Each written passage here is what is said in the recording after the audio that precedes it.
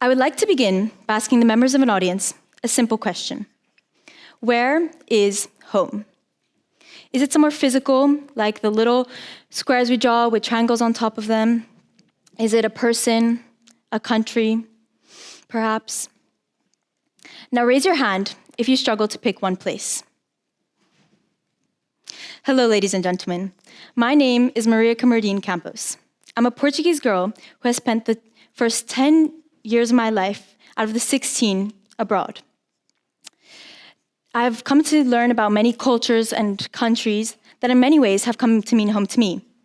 Despite this, there's a persistent feeling that I've spent most of my life away from home. That has brought me here today to depict the complexity of a question most people face.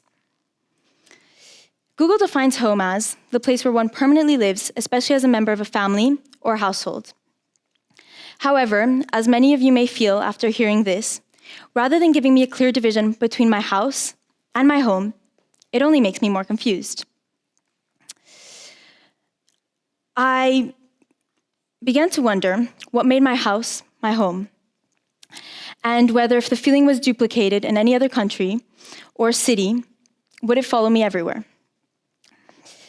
The warm feeling of home is something irreplaceable, and it brought up many conversations with my friends who understand the struggle of adopting a culture that isn't our own more than anyone, as we're all children of expats, or what some people refer to as third culture kids. It's interesting to me that there's even a term for the way I grew up. A third culture kid being someone who grows up in a culture different from the ones in which their parents grew up in. The third culture is influenced by both the parents' cultures and the ones in which they're raised in. Unlike my cousins in Porto or my family in Lisbon, I cannot be defined as one thing. Apparently, the influence of both my parents' cultures and the various cultures I was raised in makes me a global citizen. I had a conversation with my friend a month ago, and she expressed how deeply affiliated she feels to her native country, and how despite calling Amsterdam her home base for all 16 years of her life, she considers it her house and not her home. House being the roof over her head and the place where she awaits before she returns home. Her home and heart lay in the core of her native country. I surprisingly responded how, despite resonating with her confused sentiment of always feeling fostered by a country rather than adopted, I'd never felt more at home in a place. This made me doubt whether I could be someone who is so deeply affiliated with her native country. Bearing in mind that I've spent most of my life away from my native country rather than within it, I converse mostly in English rather than in Portuguese. I spend 120 hours of my week conversing solely in English. Is it fair to brand myself as someone so affiliated with her native country? Out of the 15 million Portuguese citizens, I feel as though I have the smallest right to call Portugal home. But if we all felt this way, would it signify we spend the entirety of our lives away from home, without ever escaping the feeling and discomfort of posing in a culture and country that isn't our own? I find that whether you're in your so-called house or away from it, you always tend to resonate and gravitate towards those people that provide the familiar feeling of home all over.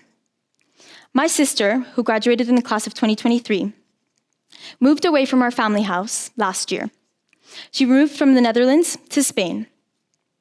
And although she cannot be further from our family, I can confidently say she cannot feel closer to home. She has surrounded herself with people that cultivate the purest form of home, making her excited to return after a long summer away. Not only, but after a great summer filled with memories in our native country, speaking exclusively in our native language, and surrounded by inner family, my sister runs home to her Spanish house after 3 months away, the same way she would after 1 month away from our Amsterdam home. She clearly has been able to create an extension of home despite being 2,000 kilometers away, and it generates the same warmth my parents have nested in Amsterdam for the past 5 years. This proves that ultimately, contrary to Google's definition, home does not need to be one location. Home is neither permanent nor temporary, and for you, it does not have to be one physical place. Up until recently, I too struggled to define home. I felt confined to the conventional definitions that didn't seem to suit me or my life story. So what you all felt when you put your hands up was not confusion, it was struggle to pin a phrase for the feeling. After much reflection, I've come to realize that the everyday words we use to describe home carry much more emotional significance than we often recognize. Therefore, when speaking about home, and as society becomes more accustomed to recognizing migrants, we must not envision home as something physical, but rather something emotional.